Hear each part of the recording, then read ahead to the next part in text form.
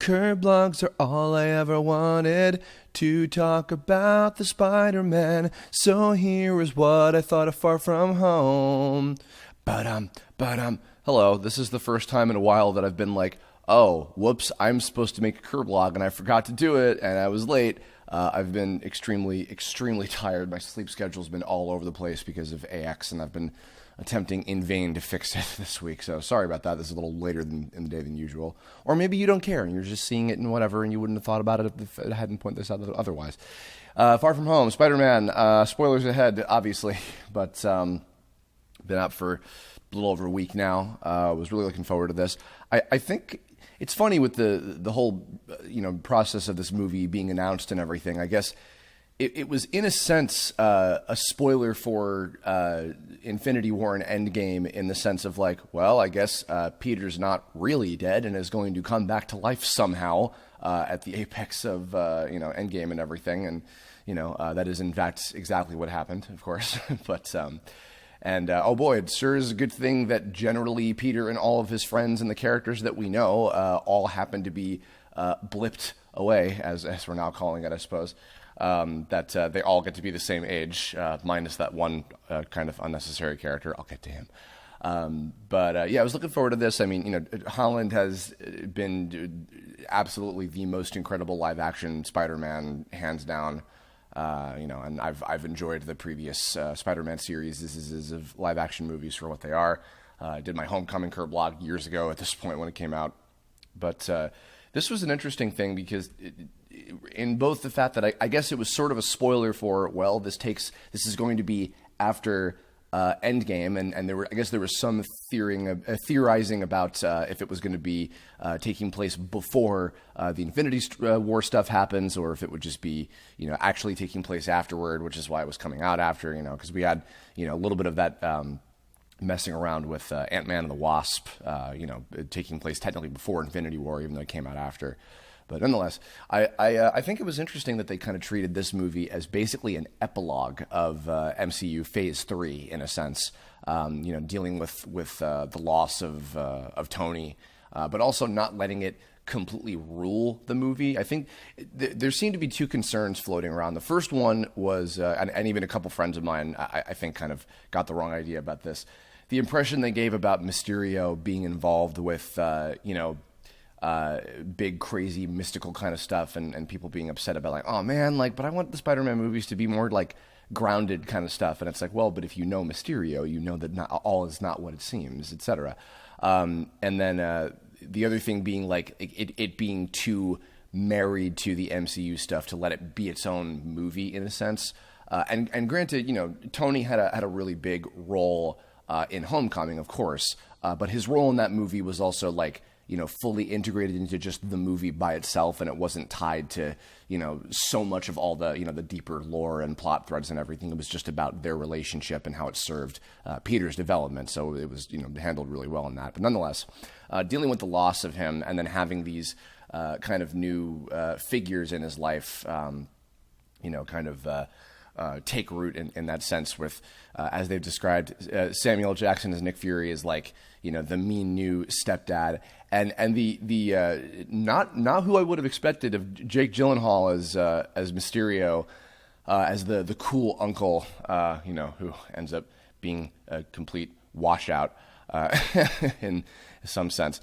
I love the dynamic of that, and just having Nick Fury as like a starring role in an MCU movie is always a treat. He had some funny stuff in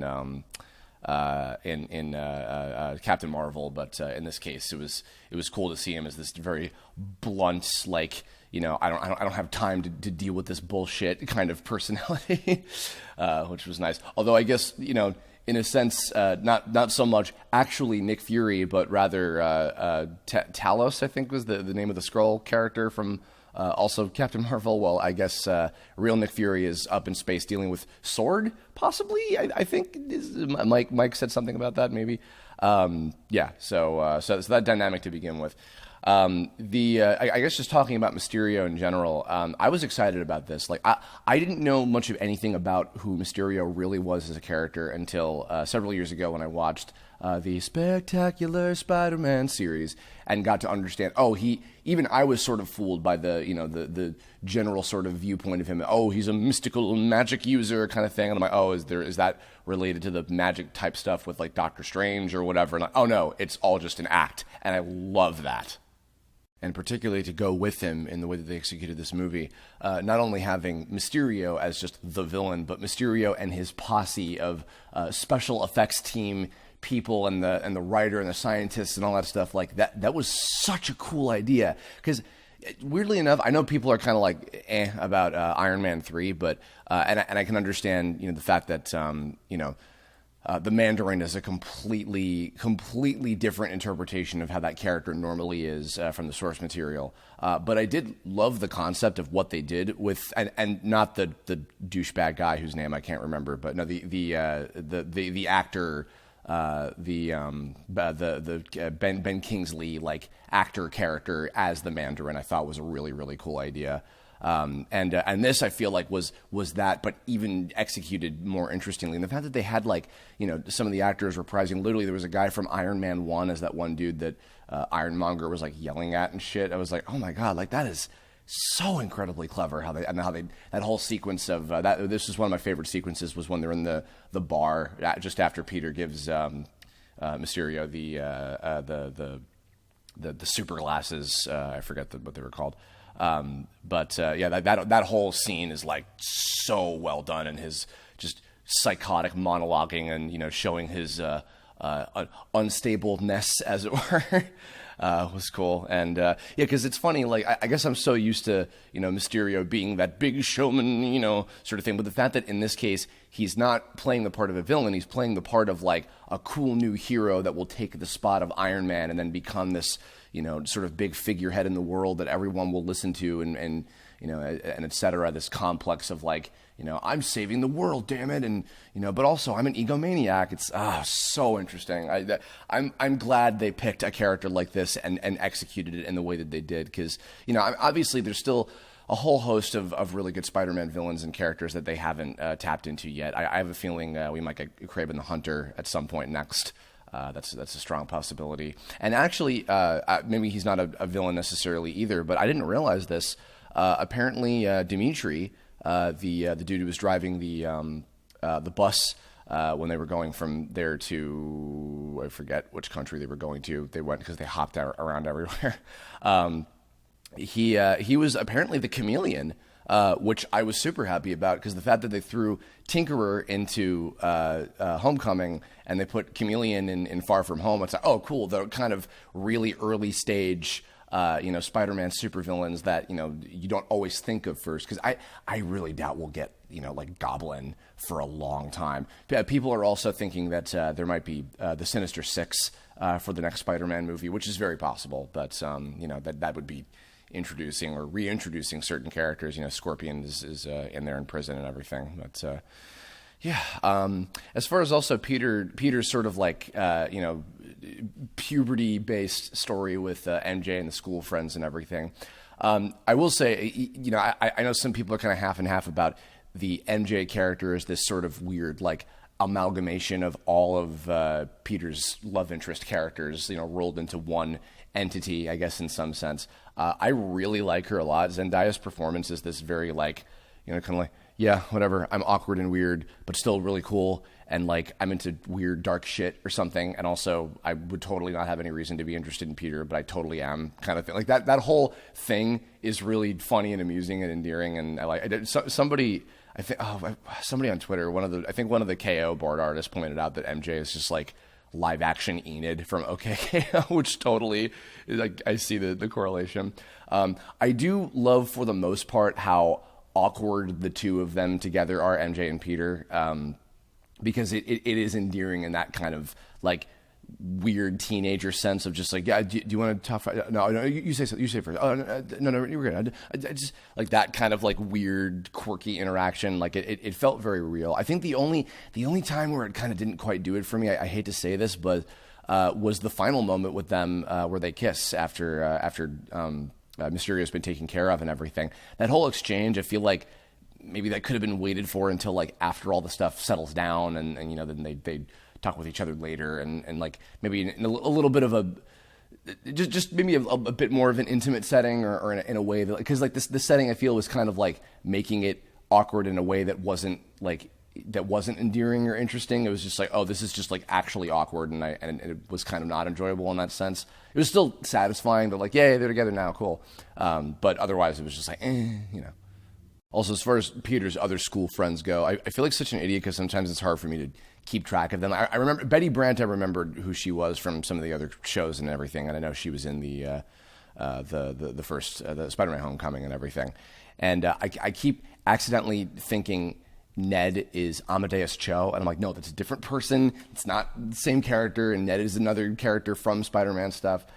Flash is so weirdly hilarious, and I love the fact that they made his whole like vlogging shit into a like a plot point in terms of like actually progressing things. Like that was pretty brilliant because it was just funny because it worked for like just how like smarmy and douchey he is the whole time. But the fact that they also utilized it for like progressing the story forward was a nice touch as well. That I can't remember the name of the character who, because I loved the gag of, oh, this person was not blipped and therefore he's aged 5 years and is now older than everybody else and now he's all like hot and shit. Like that gag was funny, but that character being throughout the movie was it felt totally unnecessary. Like the whole. Even the whole like, oh no, and Peter accidentally sicks a drone on him with trying to delete the photo off his phone or whatever, that whole thing, like it wasn't funny. It didn't add anything. It made Peter feel kind of shallow in a sense, and like even though I know obviously he had other reasons, just trying to keep the whole thing secret with the girl that was giving him the night monkey suit or whatever, which by the way, that was a fun reference. But yeah, just that character in general and the whole like, oh, and then I caught him in the bathroom in the picture. Oh, don't do that, man. Like just that whole little, it wasn't super intrusive. It didn't like bog the whole movie down for me or whatever, but that was one of those things where I was like, I could have lived without this. This is whatever.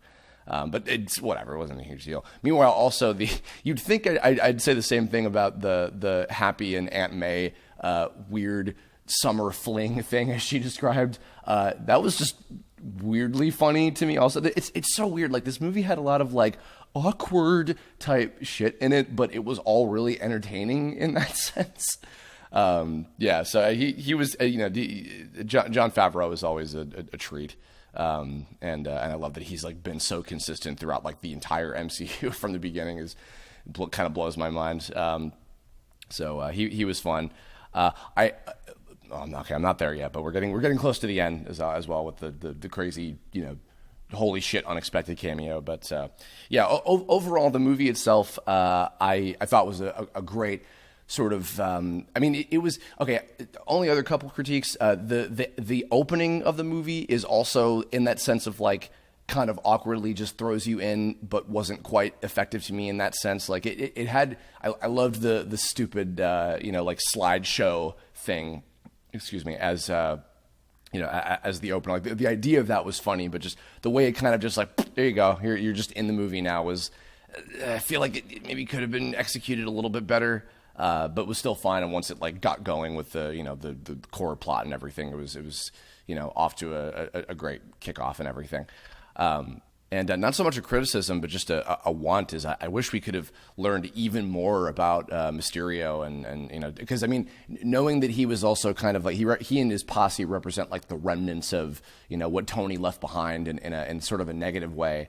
As far as his technology goes, because the utilization of the holographic stuff, and also how they made use of using the elemental characters as not a real threat, but a threat in the grand scheme of things, I guess in some way, like that was brilliant. I just would have liked to have learned even more about him specifically and how he fit into everything.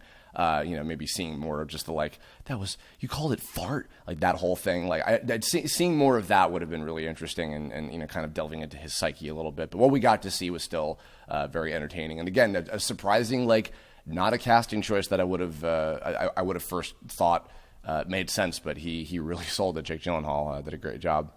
But all right, so now as far as the ending, the post and mid credit scene stuff goes, it's pretty groundbreaking having J.K. Simmons back. It was something that I think everybody collectively always wanted, but we didn't know if it would ever, it would ever actually come to pass, because it's just one of those things where you think like, oh, like everybody collectively wants it, and they should know that everybody collectively wants it, but oh, can they? Like, is there some kind of legal thing that would prevent it because it was in another movie or whatever? But it has been, I think now, well over a decade. Yeah, no, it has been over a decade since Spider-Man 3. Like maybe longer than that, maybe 15 years. I don't even remember now. Jesus Christ. So I love that. That was a nice surprise. But having the Daily Bugle website and having him as this sort of that now the news reporter sort of version of him, as opposed to the newspaper, chief of Daily Bugle newspaper thing. Like I love that at least they're going with a completely different like incarnation of how the character has been in more recent stories and everything. And the fact that he comes out swinging with, MCU finally being like, all right, you know what, fuck it, we're not screwing around anymore. Let's do this story of Peter having to deal with his identity becoming public, especially because they, that Civil War obviously is completely different. The movie is completely different from how the original comic is, and so of course we skipped over the idea of Peter coming forth and actually revealing his true identity to the world. So doing it now, especially because that's the this followed by the reveal of Sword with Nick up in space and everything, and the Skrulls becoming more involved now. Like that's basically our tease for, hey, here's what we got going on for fucking Marvel Phase 4 or whatever we're going to call it. Of course, a week from today is going to be the Marvel panel at San Diego Comic-Con, of which I'm sure there will be tons and tons of information about what's going to be next. I know they've already announced a lot of things for the Disney Plus shows and a couple of the other movies that are going to be happening and everything. But to end on that note blew my mind. And I don't know what they're gonna do next. I can only imagine what other villains we might see and what other characters they'll introduce or whatever. Again, I still think it'll probably be a while before we get Goblin. I think it may not even be right away that we see Sinister Six, just because it requires introducing a few other characters that may or may not even they'll be able to fit in just yet. Who knows? That kind of stuff might be far off from now. Far off. But I'm super curious now to see how not just Marvel Phase 4 in general, but particularly the next major Spider-Man MCU movie is going to go from how things went from here. So that does it. So thanks for listening. A little quick one. Sorry again for the lateness, if you care. I think next weekend next weekend I'm going to be in the middle of moving, so that's going to be great. But I think next weekend may be when the July monthly update for the Tome RPG stuff is going to be coming out, and we'll have some cool things to talk about for that, so look forward to it. But in the meantime, leave your comments and thoughts about what you thought of Spider-Man Far From Home, and some favorite moments, favorite character in the movie, new characters, etc., the usual spiel. And if you have suggestions for future Kirblog topics, leave a comment about that too. I haven't done like a general update, like what's going on in my life Kirblog in a while, so I might maybe try to do that at some point as soon as I can. It's just got a lot going on. It's been a little busy. But all right, that'll do it. Thanks everybody, and I will catch you on the next one. Bye bye.